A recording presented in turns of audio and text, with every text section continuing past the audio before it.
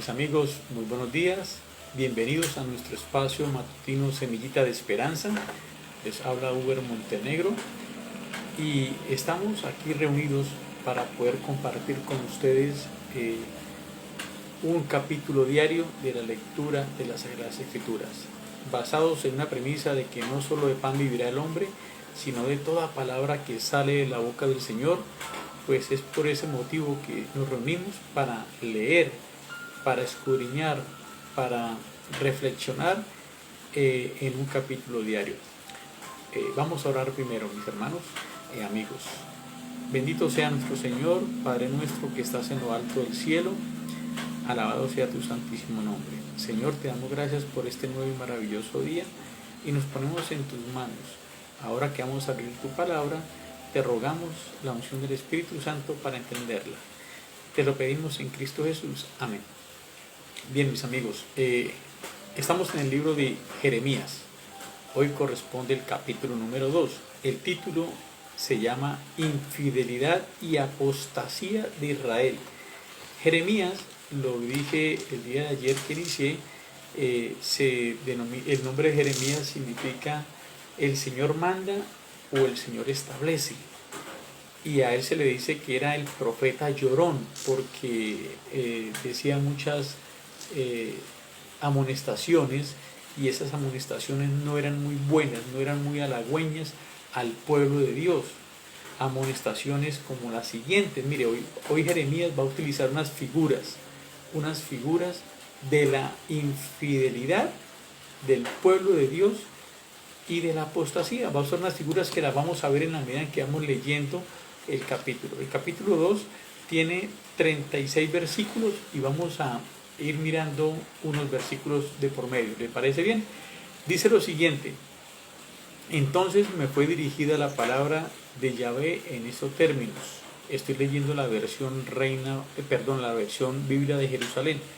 Por eso es una versión traducida del hebreo, y el nombre Yahvé, que es el mismo Jehová o el Señor, ¿cierto? O el Eterno.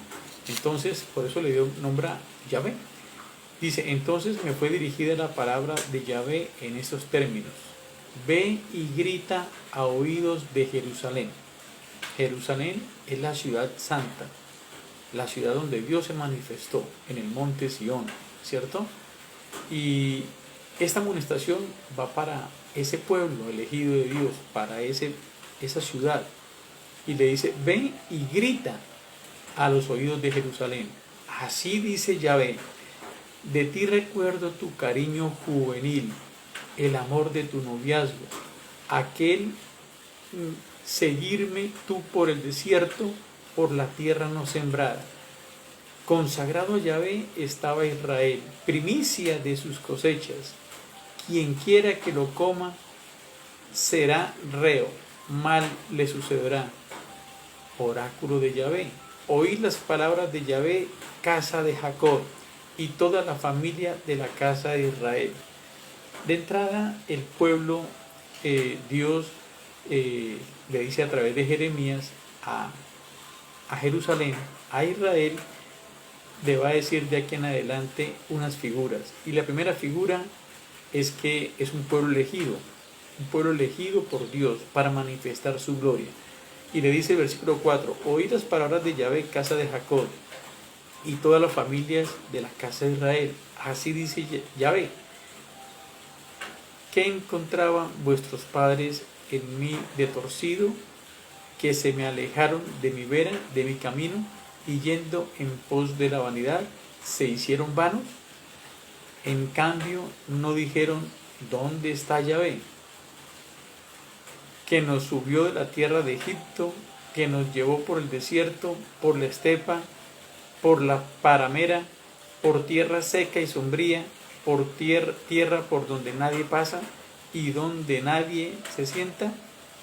Bien, aquí está hablando Jeremías primero de una esposa infiel, ¿cierto? Y de unos constructores. Vamos a ver lo siguiente. Habla de una esposa infiel, de un pueblo infiel.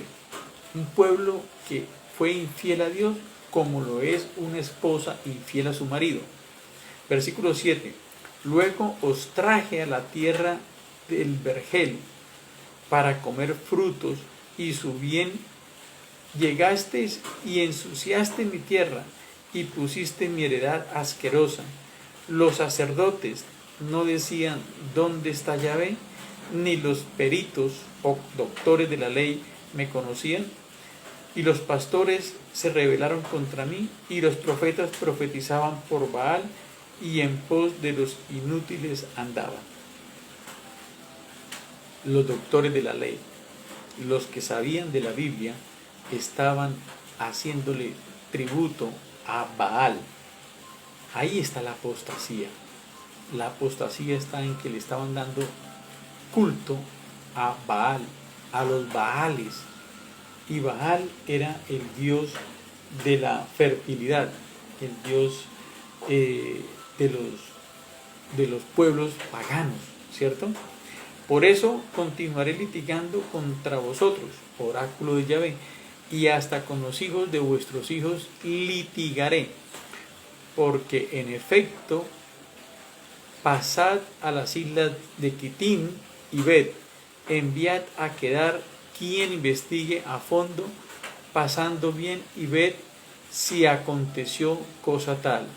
Si las gentes cambiaron de dioses, aunque aquellos no son dioses, pues de mi pueblo ha trocado su gloria por el inútil.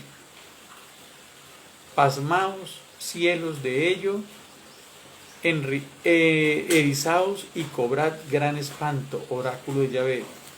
Doble mal ha hecho mi pueblo. Ponle que el doble mal que han hecho. A mí me dejaron manantial de agua viva para hacerse cisternas, cisternas agrietadas o rotas, dice en otra versión, que el agua no retiene.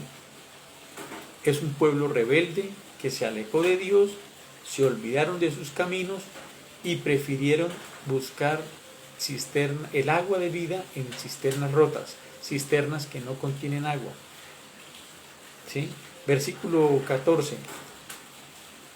La segunda comparación es que Israel es un esclavo. Y aquí lo dice en el versículo 14. ¿Es un esclavo Israel o nació siervo? Pues ¿cómo es que ha servido de botín? En el versículo 15 dice aquí: contra él rugieron leoncillos, dieron voces y dejaron su país hecho una desolación, sus ciudades incendiadas sin habitantes. Hasta los hijos de Nof y de Tafnis se han rapado el cráneo. ¿No te ha sucedido esto por haber dejado a Yahvé tu Dios cuando te guiaba en tu camino? Y el versículo 18 dice: y entonces, ¿qué cuenta te tiene encaminarte a Egipto para beber las aguas del Nilo? ¿O qué cuenta te tiene encaminarte a Asiria, para beber las aguas del río Éufrates? El versículo 19 dice: que te enseñe tu propio daño, que tus apostasías te escarmienten. Reconoce y ve lo malo y amargo que resulta el dejar a Dios. Aquí está el llamado: reconocer y ver que estar lejos de Dios no nos trae nada bueno. Lo mejor es estar cerca de Dios. Dice: y no temblar ante mí, oráculo del Señor Yahvé Sebaot. Y el 20 dice: oh, tú que rompiste desde siempre el yugo y sacudiste las coyundas, decías: no serviré. Tú que sobre todo otero prominente y bajo todo árbol frondoso estabas yaciendo prostituta, yo te había plantado en la cepa selecta, toda entera de simiente legítima. Pues ¿cómo te has mudado de sarmiento, de vid bastarda? Y el 22 dice: porque así te blanquees con salitre o con lejía y te des cantidad de lejía, se te nota la culpa en mi presencia, oráculo del Señor Yahvé. ¿Cómo dices no estoy manchada, en pos de los Baales no anduve. Mira tu rostro en el valle, reconoce lo que has hecho, camellita liviana, de trenza, que trenzas sus derroteros, irrumpe en el desierto y en puro celo se bebe los vientos. Su estro, ¿quién lo calmará?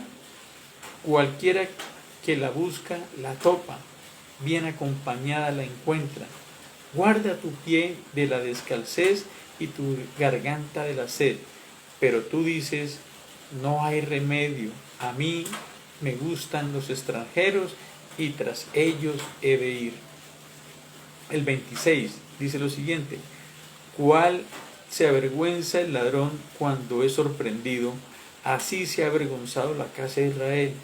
Ellos, sus reyes, sus jefes, sus sacerdotes y sus profetas, los que dicen al madero, mi padre eres tú, y a la piedra también le dicen, tú me diste a luz tras devolverme la espalda, que no la cara al tiempo de su mal dicen, levántate y sálvanos, pues ¿dónde están tus dioses, lo que tú mismo hiciste?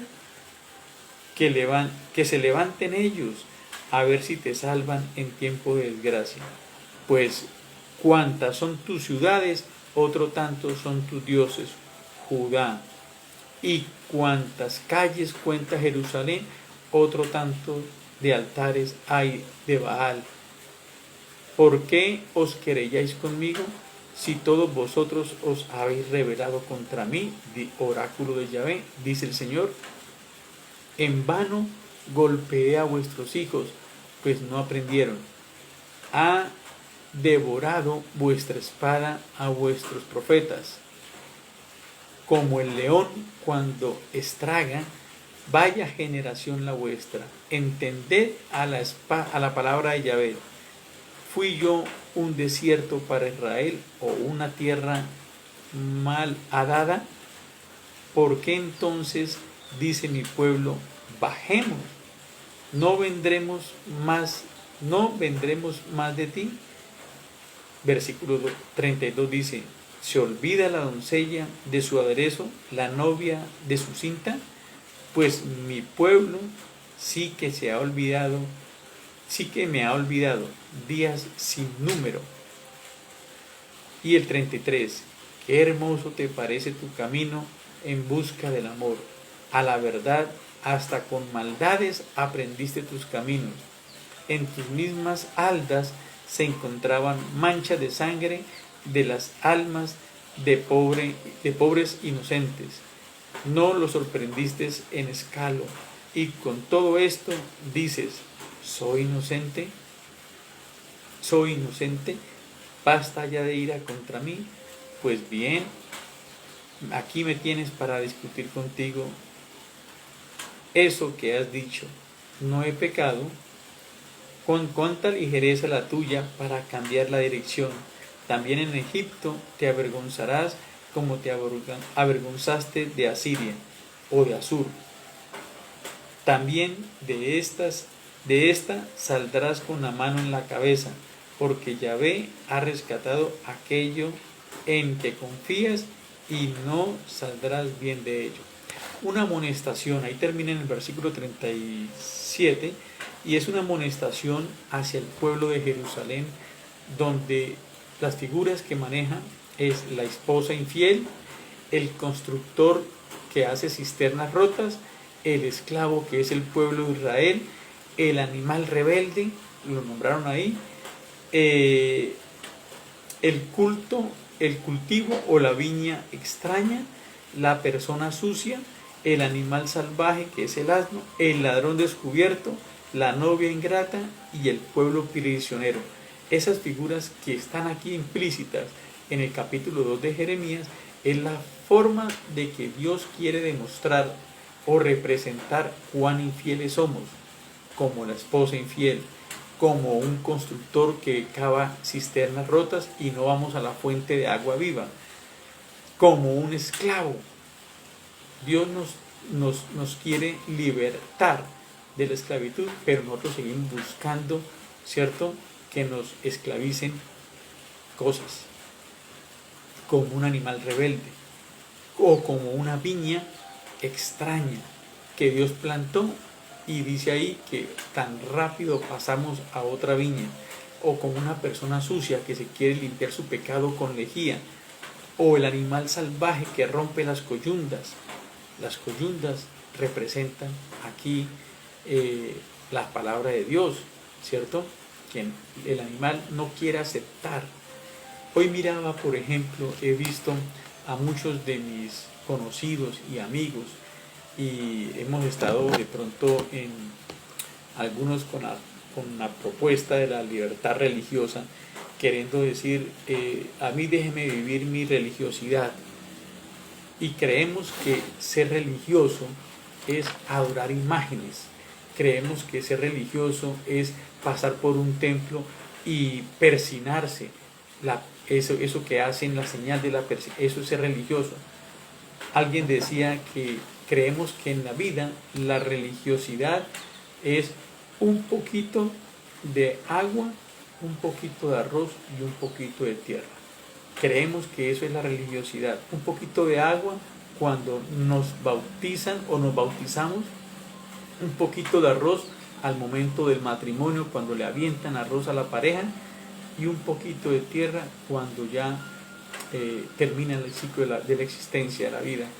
Eso no es religiosidad. La religiosidad es mucho más profunda. La religiosidad es, por eso se llama religión, religar, reatar, es reencontrarme con Dios.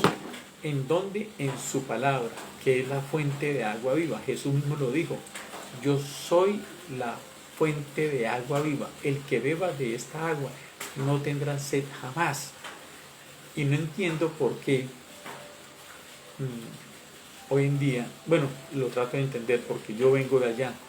Yo vengo también de ser, de pertenecer a esa Babilonia, digámoslo así, a esa iglesia católica universal en la cual nos enseñaron, ¿cierto?, por doctrinas falsas, que los santos y la Virgen eran intermediarios de Dios, cuando eso es una falsedad con toda falsedad.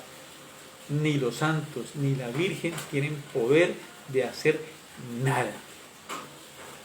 Ellos no tienen poder. El único intercesor es Cristo Jesús ante el Padre.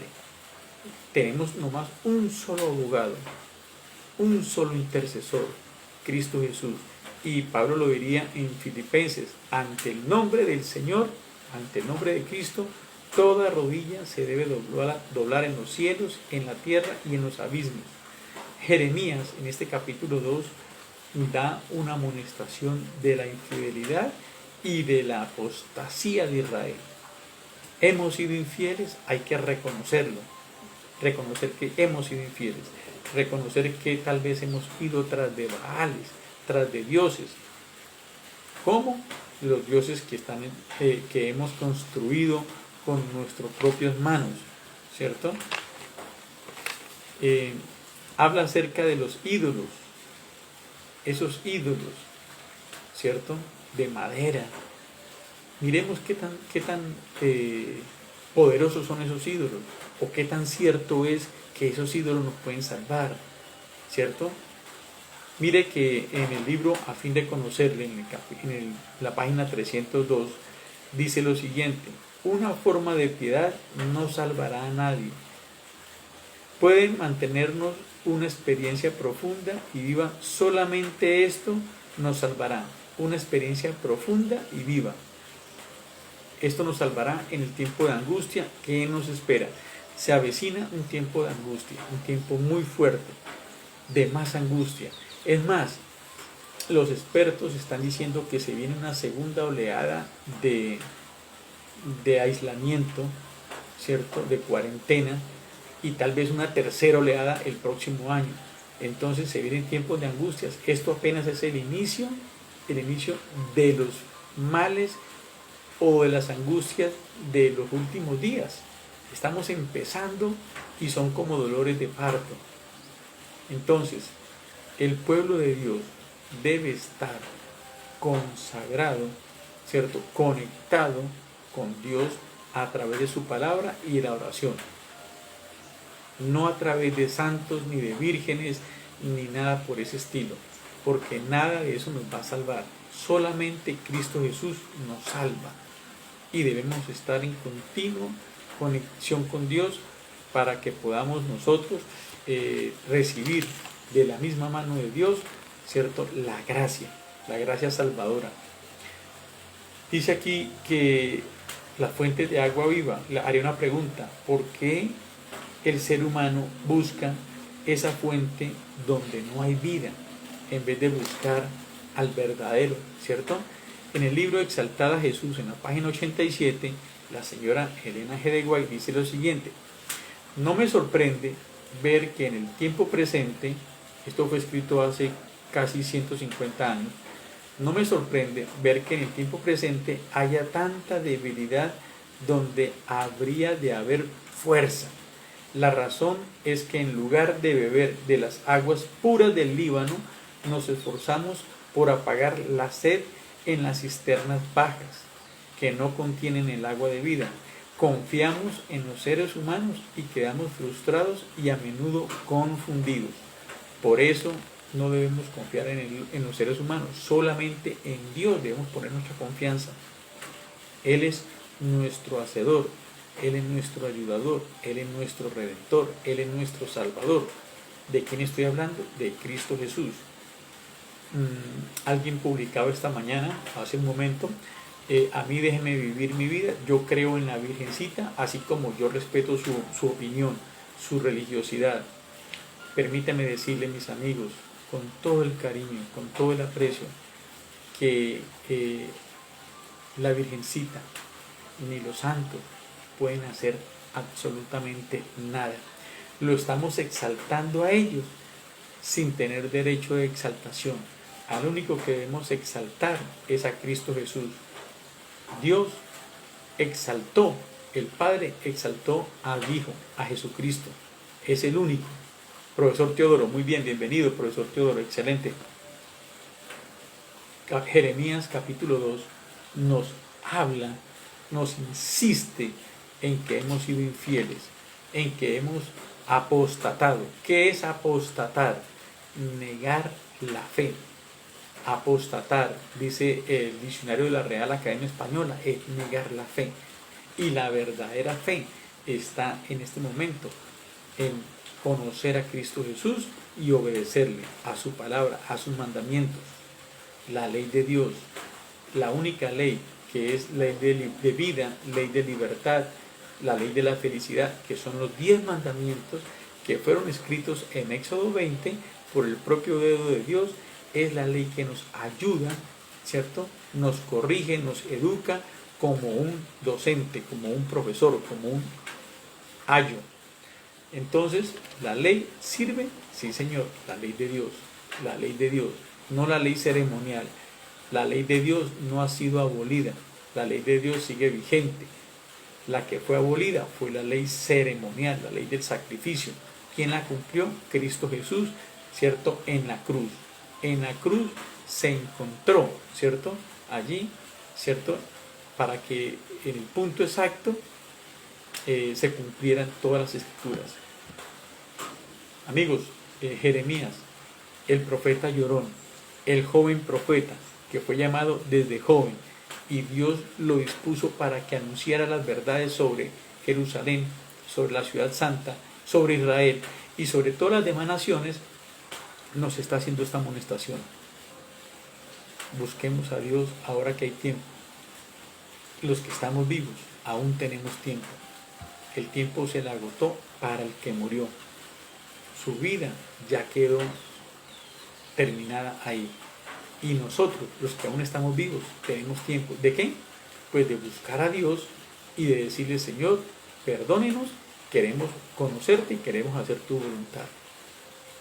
Estamos haciendo esta actividad de leer un capítulo diario para poder entender cuál es la voluntad de Dios, para poder escrutar y con base en unos libros de profecía, ¿cierto? Pues vamos a expresar, a desmenuzar esa palabra.